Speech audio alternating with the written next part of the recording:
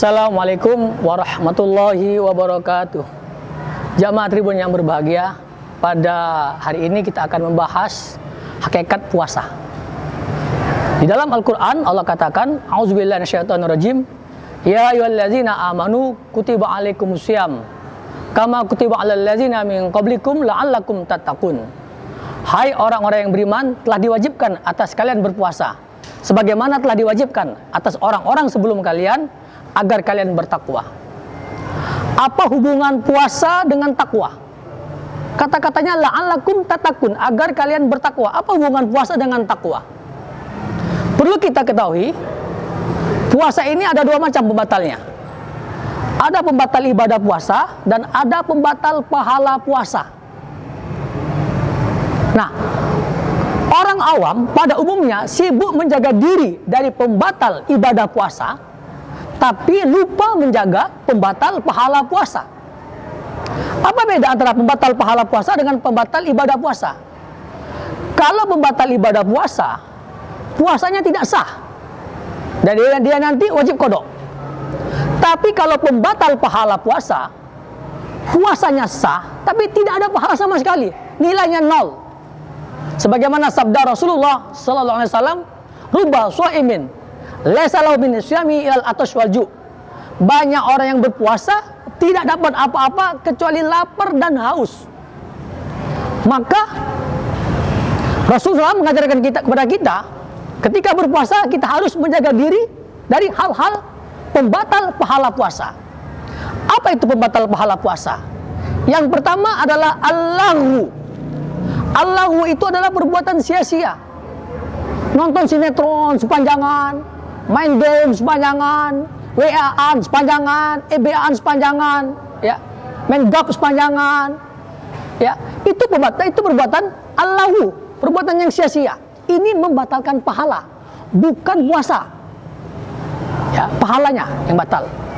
Yang kedua, ar-rapas. Rapas itu adalah perbuatan yang membangkitkan nafsu birahi. Nah, ini banyak terjadi, saya lihat, dalam acara-acara televisi. Walaupun acaranya adalah tausiah, Hafiz Indonesia, dan lain sebagainya, tetapi di selingan acara-acara itu ada iklan. Iklan-iklan itulah iklan-iklan wanita-wanita yang membuka auratnya. Kita sedang berpuasa, kita melihat wanita yang terbuka auratnya, bukan muhrim kita, bukan istri kita. Itu ropas, dan itu membatalkan pahala puasa kita. Yang ketiga, al-jidal, bertengkar. Baik itu bertengkar mulut maupun bertengkar fisik. Puasa nggak batal, tapi pahalanya habis gara-gara bertengkar. Kita dianjurkan oleh Nabi SAW, kalau ada orang ngajak bertengkar, kita ucapkan, ini so'im, aku puasa.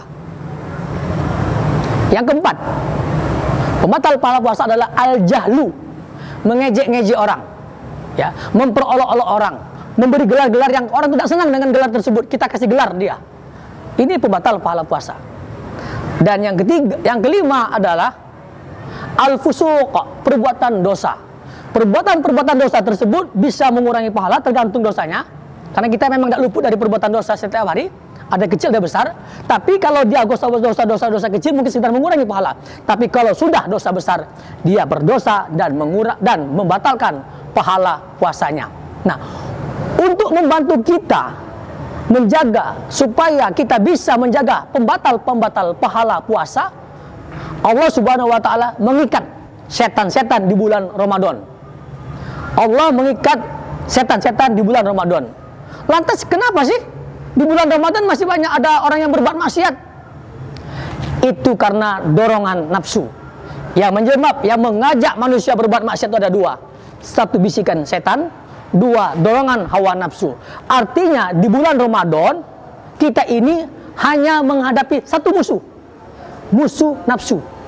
Setan diikat.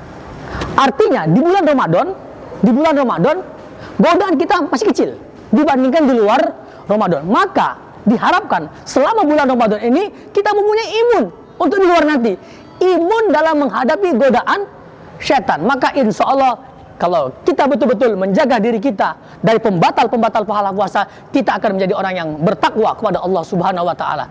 Demikianlah. Wassalamualaikum warahmatullahi wabarakatuh.